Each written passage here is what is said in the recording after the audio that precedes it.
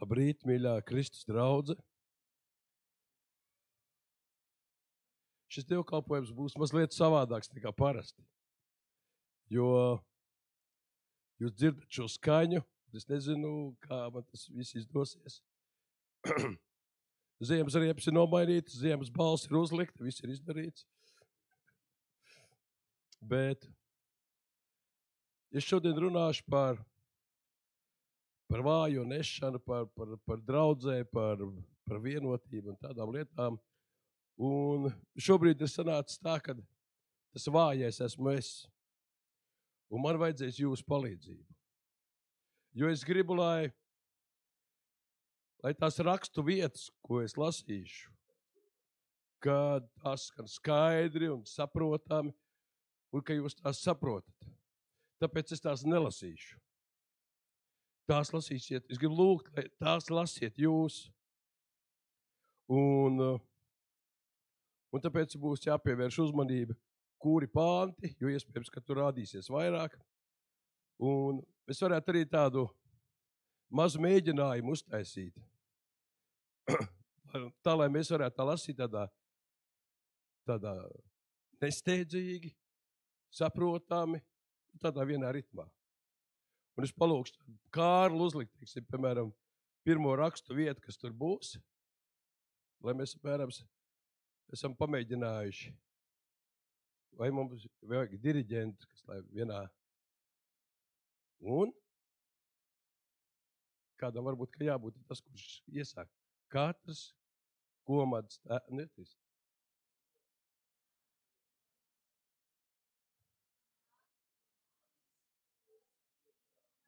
Jā, es nepateicu, ka 37. pants. Nu, tad pamēģinām vēlreiz.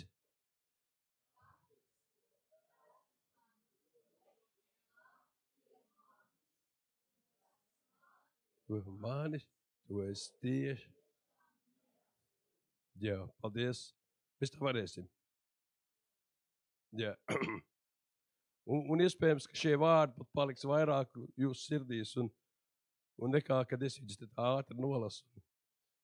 Domājot, ka tās ir zināmas vietas, kas tikai atgādina pievērst tam uzmanību.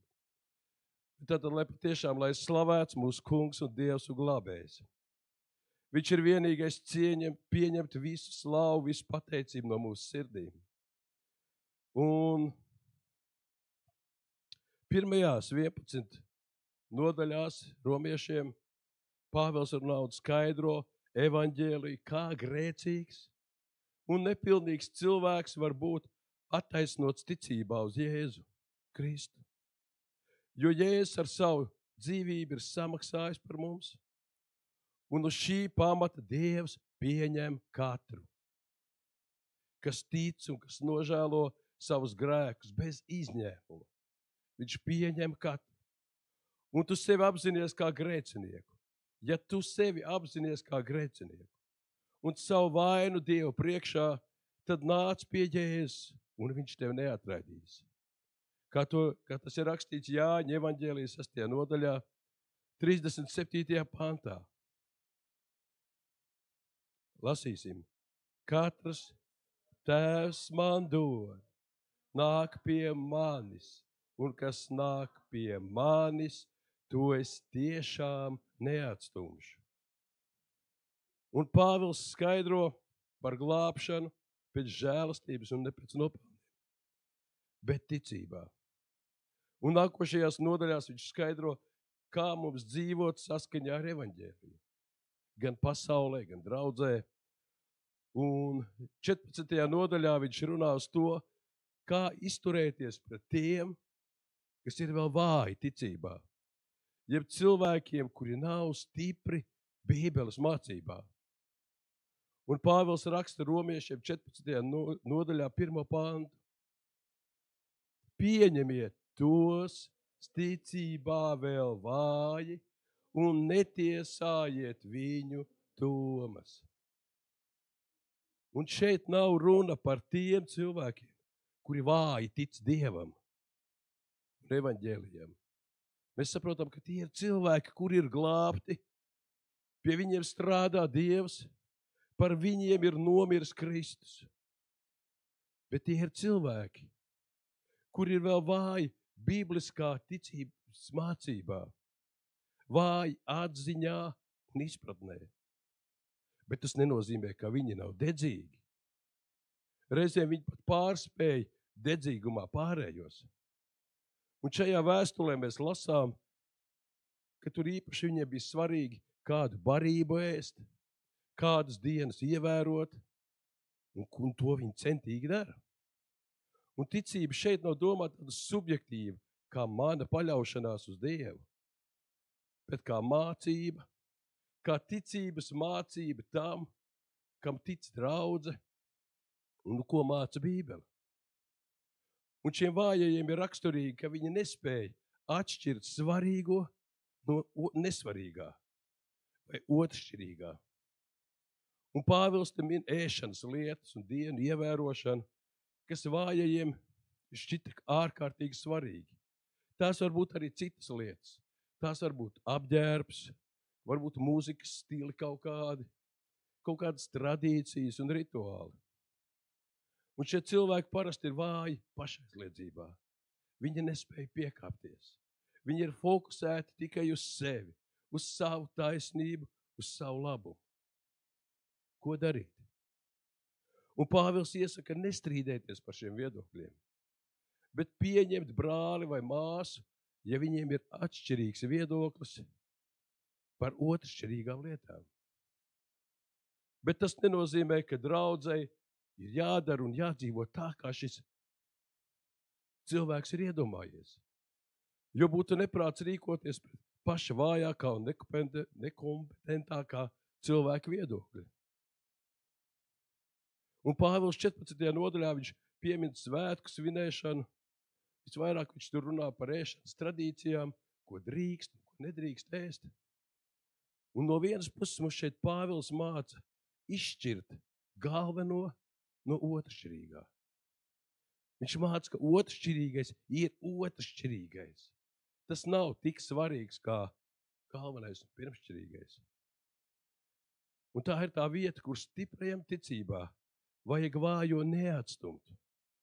Tikai tādēļ vien, ka vājais tic, ka ir aizliegts ēst, piemēram, cūgaļu. Un viņš arī pasaka pareizo izpratni šajā sakarā. Un mēs lasīsim no Romiešiem 14. nodaļas 14. pāntu.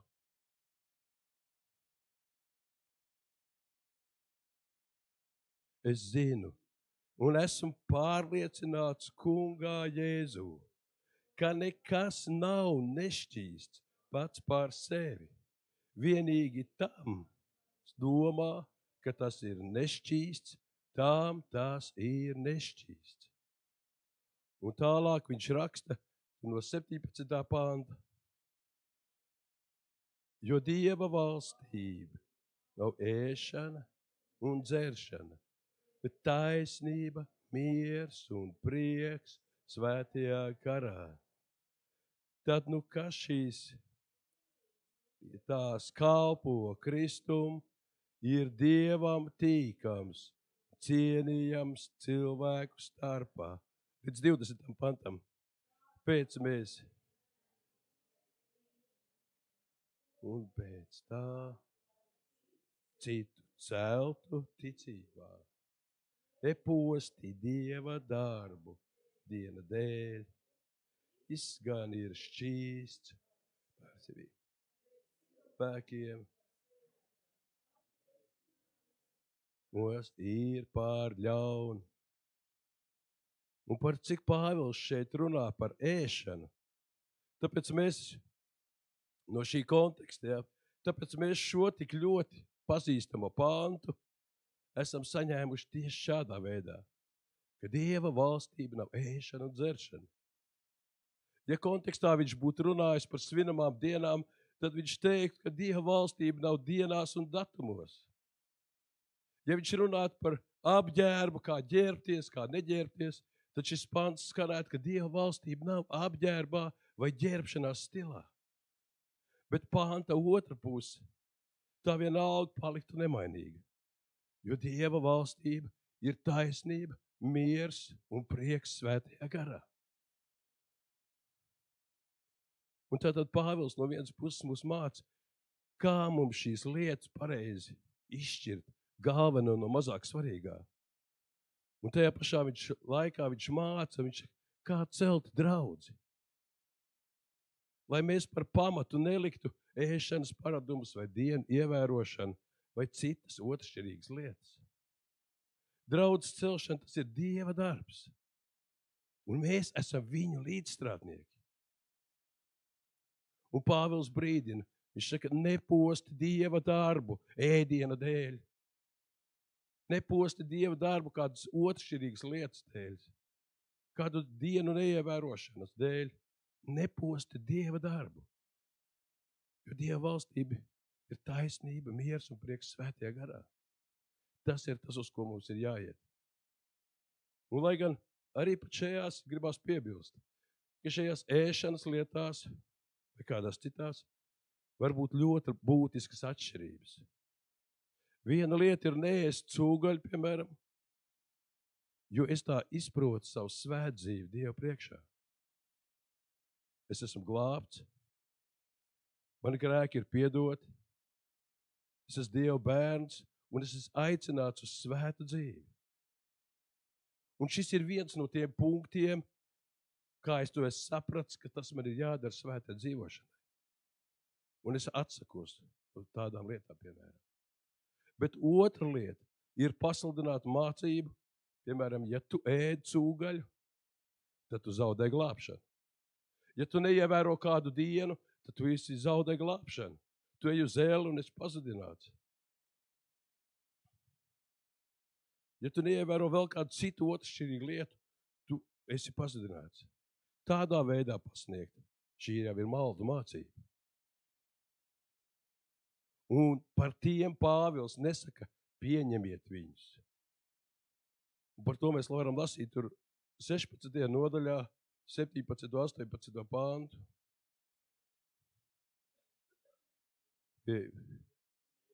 Brāļi, ņemiet vērā tos srādes šķelšanos un pretestību tai mācībai esat mācījušies. Vairieties no viņiem. Tādi cilvēki nekalpo su kungam Kristum, bet savam vēderam, saviem un skaistajām runām pieviļ vientiesīgos sirdis. Par šiem cilvēkiem Pāvils nesaka pieņemiet. Viņš tieši otrādi vairieties no viņiem, nošķirieties no viņiem, jo viņi šķēļ draudzi un viņi pieviļ ar svešām mācībām. Bet tas, uz ko es šodien gribu vērst galveno uzmanību, par ko Pāvils runā šajās pēdējās nodaļās, Romiešu vēstulē, lai mūsu rīcība būtu tāda, kas ceļ draudzi, ka mums ir svarīgi rīkoties draudzes labuma dēļ. Jo kā mēs jau lasījām Romiešiem 14, 19. pāns. Tāpēc mēs cenamies pēc miera un pēc tā, lai citu celtu ticībā. Un šeit ir runāts par to, lai mēs kopīgās intereses turētu augstāk par savējām. Pāvils runā par šķelšanos otršķirīgu lietu un nepilnīgas izpratnes dēļ.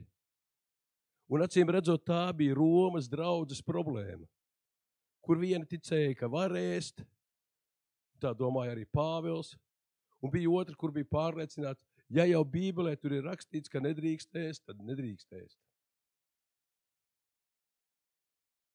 Un tās kļuva kā divas tādas nesamierināmas frontes. Stiprie ēda ticībā visu. Viņi neievēroja varbūt kādas svinamās dienas, un viņiem bija vienalga, kā tas ietekmē ne tik stipros Bībeles ticības mācībā. Bet pēc Pāvila vārdiem, ko mēs tur varam lasīt, viņš saka, ka tas vājos apgrēcināja un vēda postā. Vājie tika apgrēcināti un vesti postā. Bet tieši tādi paši bija arī šie vājie ticībā. Arī viņi darīja pēc savas izpratnes, kaut arī tā nebija pilnīga. Un viņa nosodīja tos, kas ēd, un tos, kas vēl kaut ko tur dara. Viņi redzēja tikai sevi un savu taisnību. Un kas šajā situācijā ir vissvarīgākais? Katrs domāja, ka viņi garīgi aug. Vieni jutās īpaši garīgi neēzdami, otri jutās īpaši garīgi ēzdami. Bet tā tas nestrādā. Raksti mums māca, ka ticīgie ar svēto garu ir apvienoti vienā Kristus miesā. Visi Dieva bērni, kuriem Dievs ir devis jaunu dzīvi, jaunu sirdi, viņi ir apvienoti vienā Kristus miesā. Un Dievs dod katram garīgas dāvanas, lai ar tām viens otram kalpotu. Ja mēs dzīvu organismu sadalīsim pa orgāniem, tas būs miris organisms. Organisms var būt dzīves tikai tad, kad tam orgāni ir cieši savienoti kopā viens ar otru un kad tie kalpo viens otram. Un savienoti draudzē ir tie, kas ēd un tie, kas neēd. Ne akna, ne niera, ne plauša, ne roka, ne kāja. Neviens nevar pastāvēt viens pats par sevi.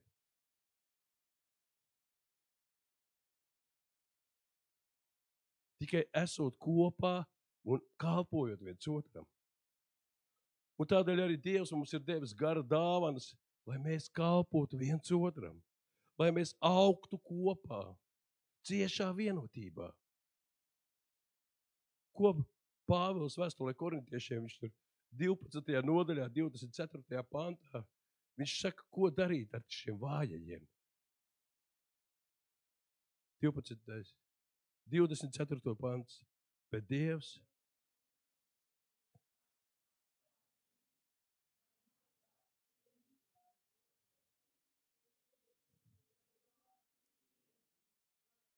Nē, 24. To mēs pēc tam izlasīsim. Tātad mēs redzam, ka mazāk cienītu brāli vai mazāk cienīgu brāli vai māsu, kurš vēl nav nobriedis, kurš it kā visu nesaprot līdz galam, viņš uzvedās ne tā, kā vajadzētu. Mums reizēm varbūt ir kauns par viņu, bet tas nenozīmē, ka mums no viņa ir jānovēršās kā no tāda nērta cilvēka. Viņš ir mūsu brālis, viņš tic Kristum, viņš ir pestīts, viņš ir glābts, viņš ir Dieva bērns. Jā, viņš klūp un krīt, bet mums nav no viņa jānovēršās kā no tāda nepiederoša cilvēka. Un raksti mūsu māca, mēs tikko lasījām, ka pret viņu ir jāizrāda lielākas rūpes. Vēl vairāk pacietības, vēl vairāk uzmanības ir jākāpo šim cilvēkam, jo viņš ir daļa no Kristus miesas.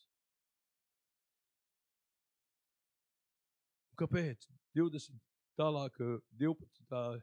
nodaļa, 25. pants.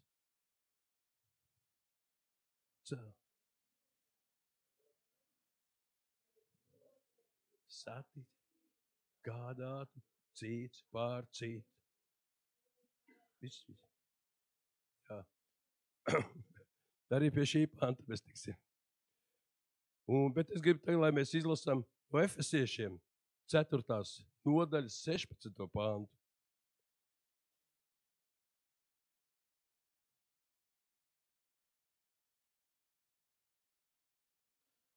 Visa miesa kopā saturēt ar visādām palīdz saitēm, vienot, pastāvīgi aug pēc tām spējām, kas katrai viņai dot, kļūdama aizvien pilnīgāka mīlestībā. Tātad tāda ir Kristus miesa. Viņi ir saturēti un ar visādām palīdz saitēm, viņi ir saistīti. Un katra pēc tām spējām, kas katrai viņas daļai dots, viņa aug, kļūdama aizvien pilnīgāk mīlestībā.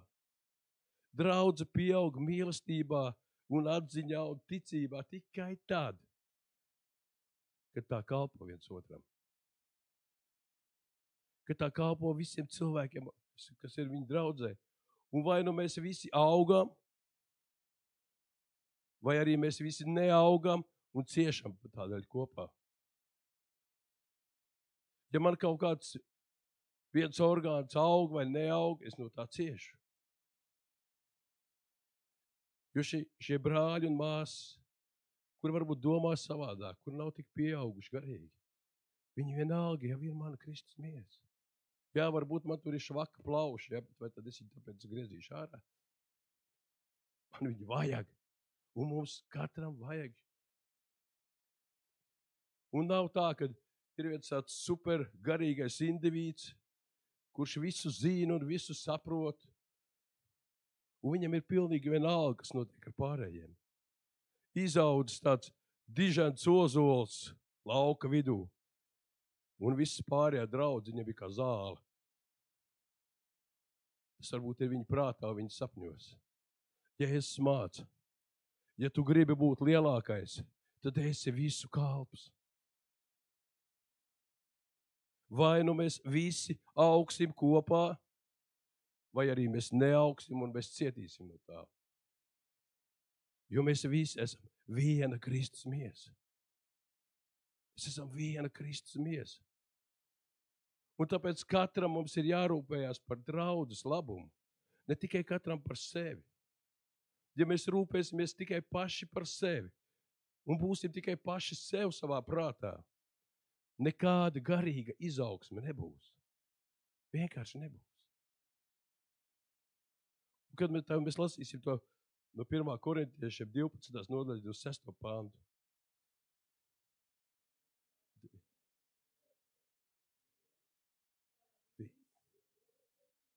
Viņš ir līdzi. Tad stop godāts, tad visi locekļi priecājas līdzi. Un mums ir jāsaprot, ka šajā vietā nav runa par tādu vienkārši emocionālu līdzjūšanu. Nu tev slikti, nu žēl, slikti tev, pasit pa precu.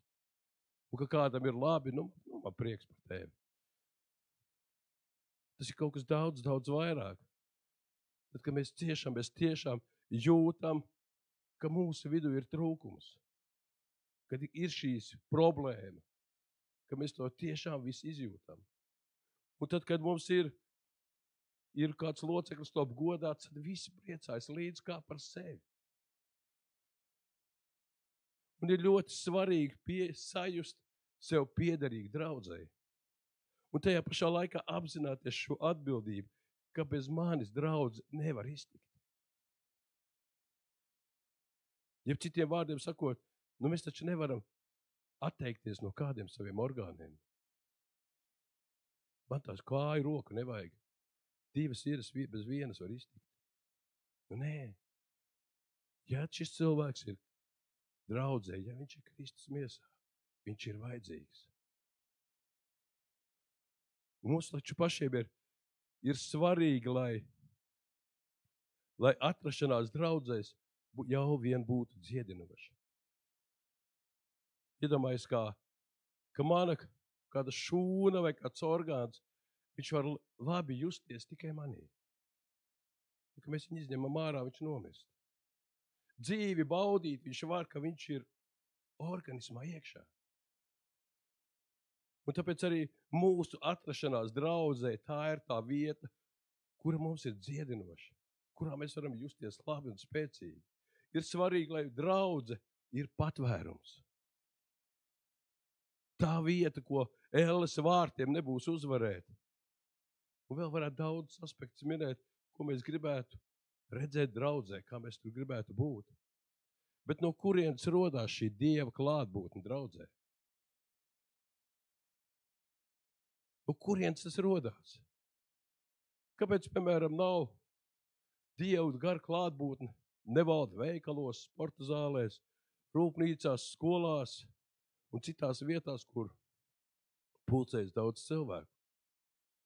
Un ir briesmīgi, ka nevienmēr tā ir pat jūtama baznīcās un draudzēs. Tiem, kam ir nācies pabūt vairākās draudzēs, tie noteikti zinās stāstīt, ka draudzes ir atšķirīgas. Un tieši šīs atmosfēras vai Dieva gara klātbūtnes ziņā. Un tā var būt arī mainīga. Es esmu varbūt kādus 5 gadus atpakaļ bijis kādā draudzē, un es tur jūtos kā mājās, un tur bija viss tāds svaidījums. Un es aizbraucu 5 gadus vēlāk, un tu jūti, ka vairs nav. Ir cits gars. Kaut kas ir pamainījies, un tu saproti, ka draudzē notiek kādi slikti procesi. Un tāpēc arī neveselīga, garīga atmosfēra, tas nav kaut kas tāds, uz ko mēs varam pievērt acis. Mums ir jābūt nomodā, jo arī ienaidnieks nesnauž. Viņš sēja draudzēs šķelšanos dažādos veidos. Un reizēm mēs domājam, ka kristietis var būt jebkurā vietā, jebkādā draudzē, un viss būs labi. Ka galvenais ir viņa personīgās attiecības ar Dievu. Jā, tas ir svarīgi. Bet ar to ir nepietiekami. Draudzes nav vienādas, un es tagad nerunāju par konfesijām, bet par to gara klātbūtni, kas tajās ir. Un šī garīgā atmosfēra, viņa var būt veicinoša mūsu garīgai izaugsmē. Kur draudzes locekļi tiešām jūtās kā ūdens malā stādīti koki, kuri laikā nes augļus. Tā ir vieta, kur cilvēkam gribās augt un plaukt, viņš tur nāk un viņš tur burtiski uzzied. Un tas ir atkarīgs no vairākiem faktoriem. Un pirmais un galvenais ir, cik draudze ir piesātināta ar Dieva vārdu. Un otra svarīgā lieta ir, kādas ir attiecības draudzes locekļu starpā. Vai viņi ir vienoti? Vai viņi ir viena miesa? Un tas ir ļoti svarīgi, ja atmosfēra ir laba. Kā svaigs gaiss, kā auglīga zeme. Tur mūsu dvēseli, mūsu gars, viņš uzplaukst. Tur viņš laiž saknes. Vai tu to vēlies? Mēģini saprast, kāda ir tā vieta, kāda ir tā draudze, kur es varētu augt. Kur es varētu uzplaukt. Kur es varētu un gribētu nest augļus. Un tieši otrādi, draudzē var būt atmosfēra, kur ir neveselīga. Kur visa tā nav. Un tas ļoti spēcīgi ietekmē mūsu garīgo augšanu. Un, protams, kādreiz Dievs mūs arī mācīja dažādos apstākļos, bet nav veselīgi atrasties tādā neveselīgā vidē. Tas tiešām ļoti ietekmē mūsu garīgo stāvokli. Vai nu vienā vai otrā virzienā. Mēs varam vai nu augt, vai mēs varam arī neaugt. Un mēs katrs pieaugsim daudz efektīvāk, kad mēs augsim kopā. Un Dieva vārds par to raksta, ka tad, ja mēs augsim kopā, nevis kā tādi indivīdi, katrs atsevišķi. Romas draudz bija sadalījusies frakcijās, un šīs frakcijas vienotru nepieņēma. Katrs domāja tikai par savu garīgo labumu, pat ne par materiālo. Par savu garīgo labumu, par savu taisnību. Un nepievērs uzmanību otra labumam. Un tādēļ atmosfēra kļuva neveselīga. Kā šodien saka, toksiska. Un dievkalpojumā šie cilvēki ir viens otram blakus. Bet viņi nav vienoti. Jo viņu vidū ir problēma. Viens ēd gaļu un viens ēd gaļu. Un šī iemesla dēļ starp viņiem ir siena. Cita problēma bija korintiešiem. Arī tur bija šķelšanās un ķildes. Vieni turās pie Pāvila, citi pie Apolla, citi pie Kēfas, un paši pareizākie pie Kristus. Un kā rezultātā viņu starpā bija sienas. Un no šīs situācijas, no šīs toksiskās atmosfēras cieš gan vieni, gan otri. Gan stiprie, gan vājie. Šodien es gribu likt uzsvaru šiem diviem būtiskiem faktoriem draudzes veselīgumam. Mums tas ir jāsaprot, jo tā ir katra viena atbildība. Sātans ir tas, kurš šķeļ. Tāpēc Bībele runā tik daudz par vienotību, būt vienā garā, par pieņemšanu. Un draudz var būt sašķelt visdažādākajos veidos. Bet rezultāts vienmēr būs viens un tas pats. Pazudīs Dieva gara klātbūtne. Un tā veselīgā vide, kurā mums gribās augt un dzīvot, tā pazudīs. Romas draudzē bija šīs divas frakcijas, kas ēd, kas neēd. Korintā dalījās pēc tā, kurš kur ir kristījis. Un rodās iekšējs saspringums, iekšējs spriedze. Jo ir labākie un netik labie, ir pareizie, ir nepareizie. Un tas viss paralizē draudzi. Var dalīties pēc ļoti daudziem dažādiem iemesliem. Var dalīties par tautībām, it īpaši, kad ir kāds konflikts. Var dalīties pēc politiskiem uzskatiem. Var dalīties tajos, kuri velk maskas un nevelk maskas. Mēs zinām, cik lielu postu šis nodarīja daudzām draudzēm.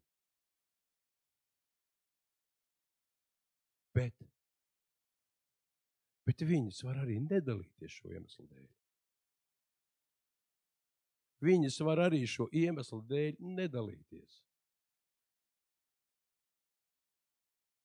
Šo otršķirīgo iemeslu dēļ. Vēl ir dalīšanās veids, kad draudzes locekļi ir ļoti koncentrēti uz sevi. Katrs strādā, ir tādā kā stikla kolbā. Ar tādu devīzi, tu neaiztiec mani un es neaiztikšu tevi. Tā ir šķelšanās. Katrs viens par sevi. Varbūt viņus nešķeļ masku valkāšana vai politiskā piederība vai nacionālā piederība. Viņi paši par sevi ir atšķēlušies no visiem. Es esmu viens pats. Un tādā draudzē nebūs Dieva gara klātbūtnes. Pat ja visi būs super svēti, 3 garīgos seminārus beiguši, nebūs Dieva gara klātbūtnes, kur lielākā draudzes daļa ir kā ciemiņi vai turisti. Tāda rokas kabatās sabāzuši, un es te nāku paskatīties, kas te jums te tā notiek. Nebūs Dieva gara klātbūtnes. Es ceru, ka jūs sekojat līdzi šīm domām un ka jūs tās uztveriet un saprotiet. Un šis ir pats svarīgākais iemesls veselīgai atmosfērai. Cik lielā mērā mūsu katra dzīvēs Kungs ir Kristus. Cik lielā mērā mūsu kājām ir gaisma, Dieva vārds. Vai mēs esam Jēzus mācekļi, vai mēs esam tādi ar vienu kāju tur, vienu kāju tur. Klibojam uz savām kājām, pa daļai pasaulīgi. Un Pāvils labo šo situāciju. Viņš skaidro, mēs nedrīkstam koncentrēties tikai uz sevi. Un viņš saka par sevi, un mēs to attiecinam arī uz sevi.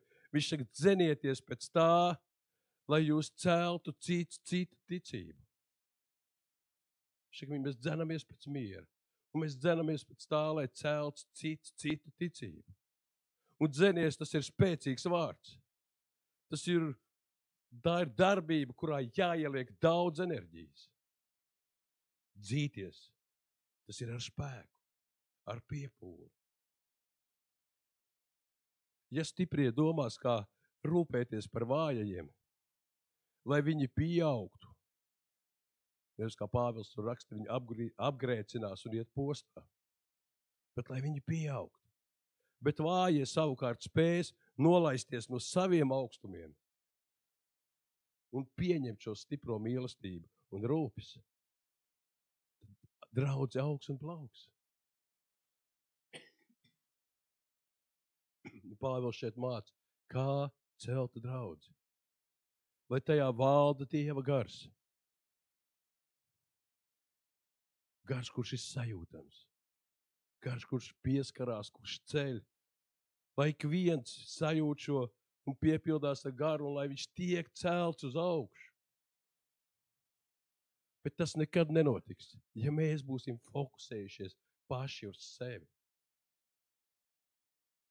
Nē, mūsu pūlēm ir jābūt vērstām uz to, lai labumu gūtu draudze.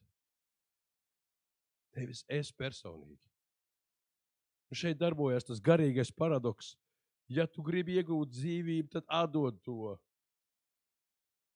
Bet ja tu savu dzīvību taupīsi un sargāsi un netērēsi to, tad beigās izrādīsies, ka tu dzīvības pazaudēsi.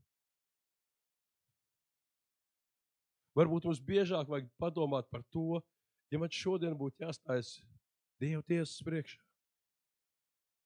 No kā es esmu cēlis savu dzīvi līdz šim?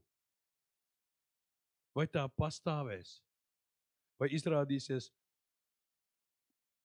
ka visu, ko man Dievs ir devis, ka es esmu to izniekojis? Un ka tas neiztur pārbaudi. Draudz izjūka ne tikai tad, kad tā pieņem maldu mācību, vai pieļauj grēkam tajā dzīvot. Ir arī tādi ļoti svarīgi iemesli. Par tiem mēs šodien nerunājam. Bet draudz izjūka arī tad, kad draudzes locekļi savu labumu, arī garīgo, tur augstāk par draudzes garīgo labumu. Viņi savās acīs ir garīgie milži, bet draudzē no tā nav nekāda labuma. Labuma no šiem cilvēkiem nav nekāda. Un tad, kad draudzes locekļi savu garīgo labumu tur augstāk par draudzes garīgo labumu, tad draudze vairs pastāvēt nevar. Viņi vienkārši nevar pastāvēt. Un par piemēru, mums varbūt arī Pāvils, kurš 1. Korintiešiem 10. nodaļā, viņš saka, 33. pāns. Tās mēģina.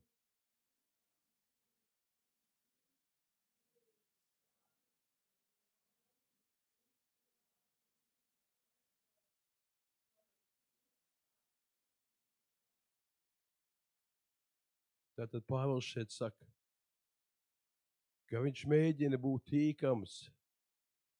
Un es to saprotu, ka tas nozīmē, ka viņš nevis ar bardzību, ar pātagu, bet ar pazemību viņš nāk ar savu maigu. Viņš saka, es esmu cauras naktis ar jums raudājis kopā, lai jūs celtu. Viņš saka, lai celtu un iepriecinātu citus. Viņš saka, nevis savu, bet daudzu citu labumu meklēdams. Pāvils atklāja šo piemēru. Es to daru nevis savu, bet daudzu citu labumu meklēdams. Lai tie taptu izglābti. Tad, kad mēs spēsim būt zemāki par brāli vai māsu, tad, kad es tur būdam šis lielais izaugušais ozols, kad es nolaidīšos līdz tai zālē un viņus celšu. Nevis sava labuma dēļ, bet viņu labuma dēļ. Cik daudz mēs par to domājam?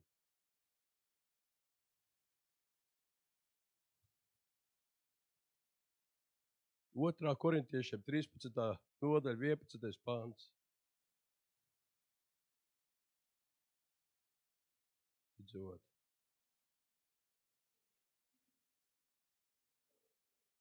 Nīgi cinietie.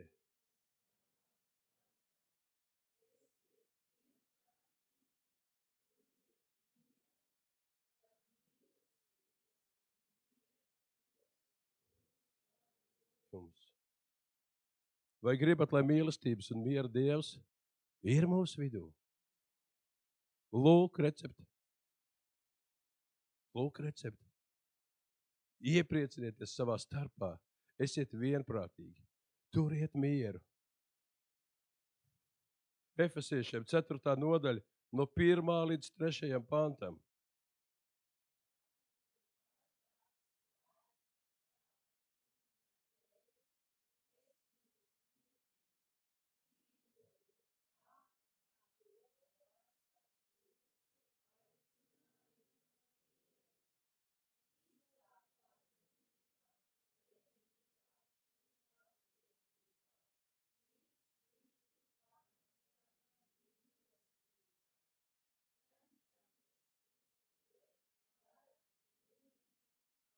Piersai. Tātad vispirms cits citu panesdami. Mēs zinām, ka nest vienmēr būs grūtāk nekā nenest. Bet nesiet. Nesiet cits citu. Bet ja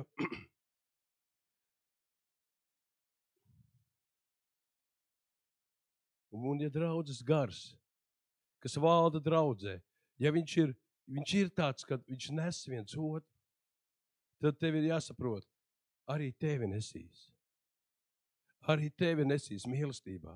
Tu nesīsi un tevi nesīs. Nesiet viens otru.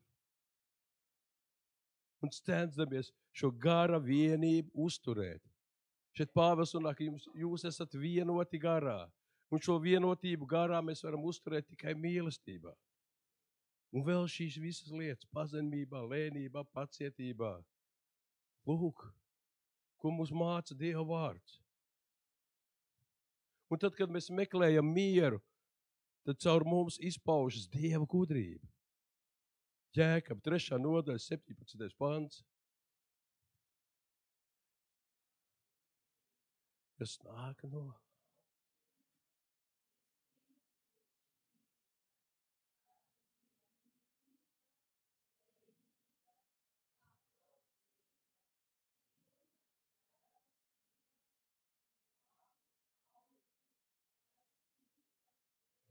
liekulī. Tad šī gudrība, ko mēs saņemam no augšienes, pēc kā to varēs pazīt, kad es šo gudrību saņēmis no augšienes, tā būs šķīsta. Tā mūs vienmēr vedīs tur, kur ir uz šķīstumu. Tā ir miermīlīga. Tā nemeklēs strīdus un kašķus. Tā meklēs mieru. Viņa būs lēnīga, viņa nebūs pārsteidzīga. Viņa būs paklausīga. Tā būs pilna žēlastības. Gudrība, ko es saņemu no augšienes, mēs lasām Svētajā garā, tā izpaudīsies žēlastībā. Un labu augļu, un taisnīgu, un bez liekulības. Mēs visas šīs lietas varam pārdomāt. Tāda ir gudrība no augšienes. Tā mūs noved pie šādiem rezultātiem. Tā mūs māca iet šādu ceļu. Un 18. pants turpat tālāk.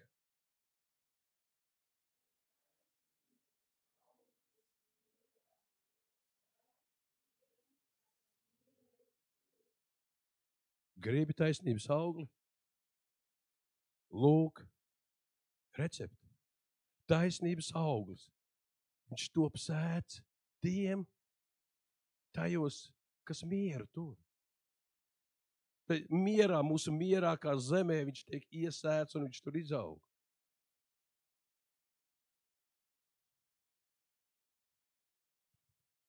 Pirmā Pētera 3. nodaļa 11. pants.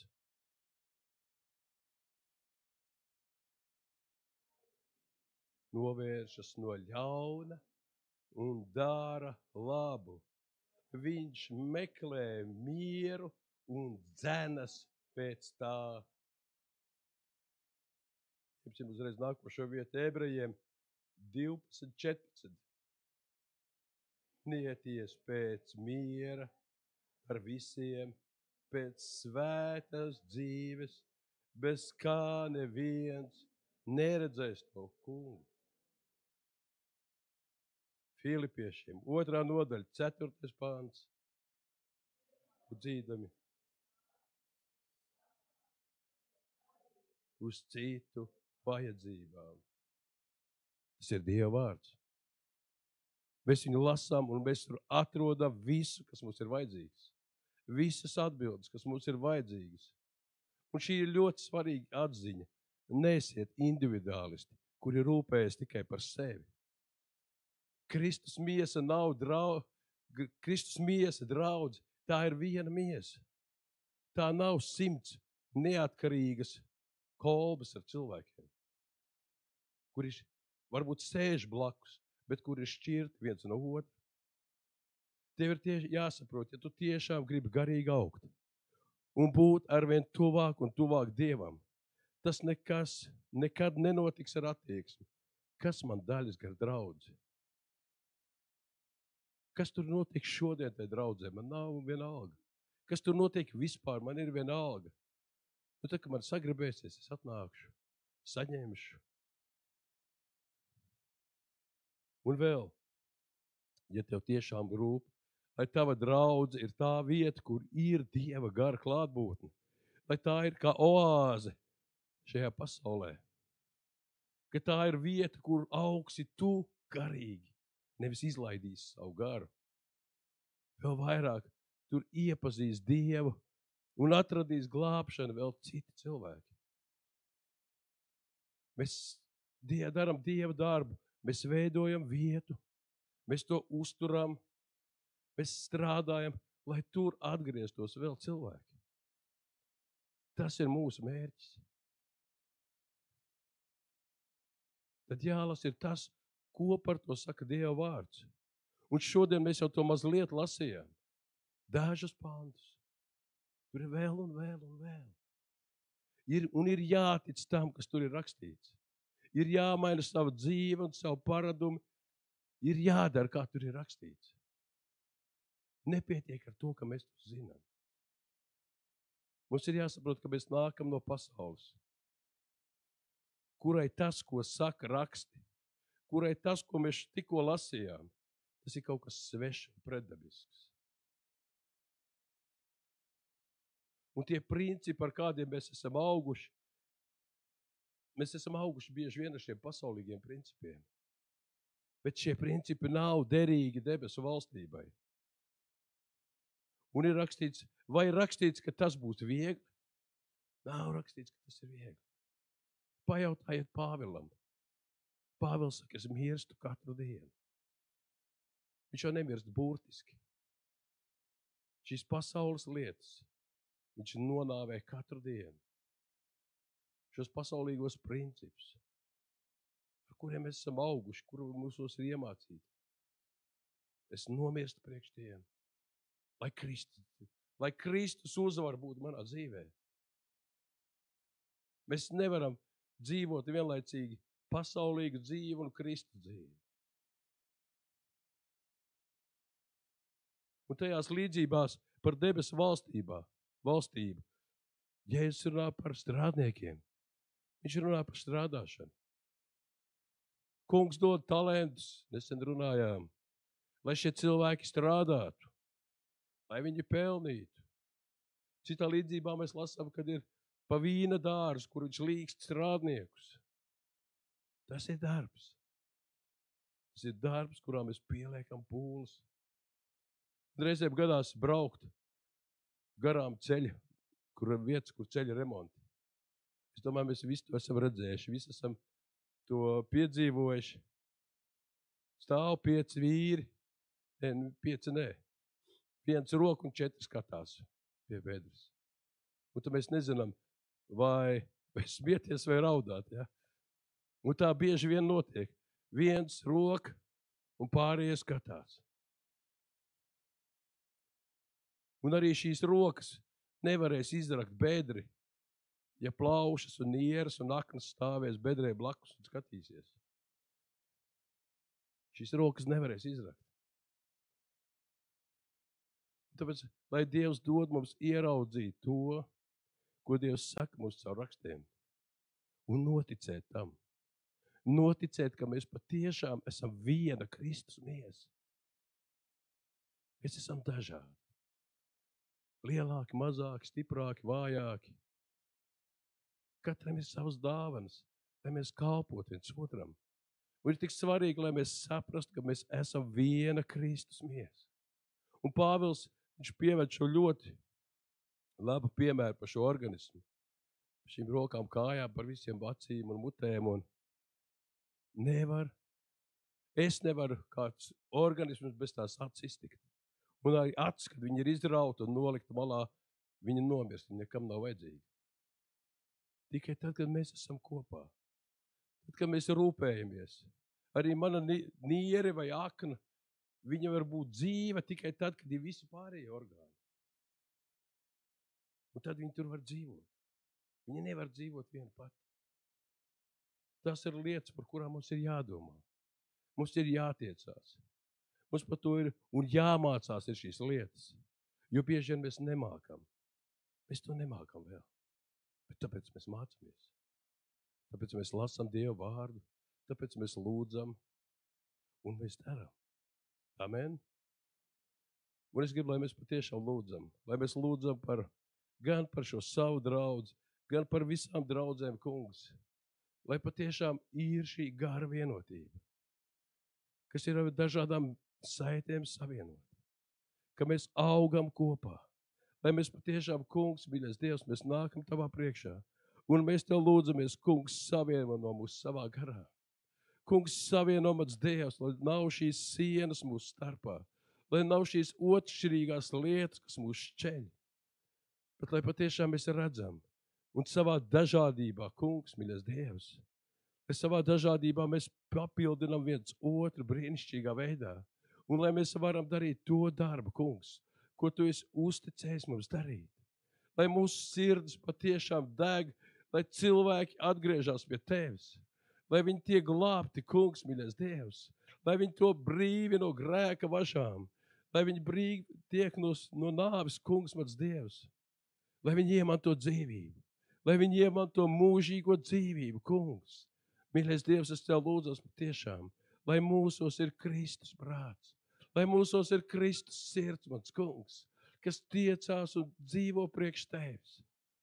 Šī dzīve ir mirklis, bet mūsu priekšā ir mūžība. O, kungs, mīļais Dievs, bet šī dzīve uz zemes mūs viņa tā vilina. Viņa tā novērš mūsu uzmanību no kungs, mans Dievs, no tā, ko tu mums patiešām esi sagatavojis. Tā novērš mūsu uzmanību no tā, kungs. Mēs gribam šeit uz zemes labi iekārtoties. Mēs gribam dzīvot šeit, mans kungs. Bet mēs esam šeit tikai uz brīdi. Mūsu īstā un patiesā dzīve, kungs, būs tur kopā ar tevi. Kungs, ļauj mums šīs lietas saprast. Ļauj mums, mans Dievs, dzīvot, kungs, lūgt tevi, kungs. Lasīt tavu vārdu. Saprast, kas tur ir atklāts. Saprast, ka tas tiek runāts uz mums, uz mani katru vienu. Šis vārds, Dieva vārds, viņš runā uz mums. Viņš runā uz mums, mans kungs, un es lūdzos patiešām, lai tavs vārds, kad viņš nāk, viņš atgriežas pie tevis ar augļiem, kungs. Lai tas iesēžās mūsu sirdīs. Lai mēs patiešām dzenamies, kā Pāvils saka. Lai mēs pieliekam spēku, lai mēs pieliekam pūles. Lai tas nav tā, cik pāri paliek. Visbiežāk jau nepaliek. Kungs, mīļais Dievs, es tev lūdzos svētī mūs katru. Svētī mans Dievs, jo Dieva gars šajā draudzē, lai viņš ir. Lai viņš ir mans kungs, lai viņš ceļ mūs. Lai viņš piepilda, lai viņš liek dziedāt un gavilēt mūsu dvēselēm. Lai mūsu gars uzplaukst, mans Dievs. Tad, kad viņš ir Dieva draudzē. Halleluja, slava, lai ir godināts un lai pagodināts tavs svētais vārds. Tev, lai ir gods un pateicība. Mūžīgiem Dievam, Tēvam, Dēlam un Svētiem garam. Amen.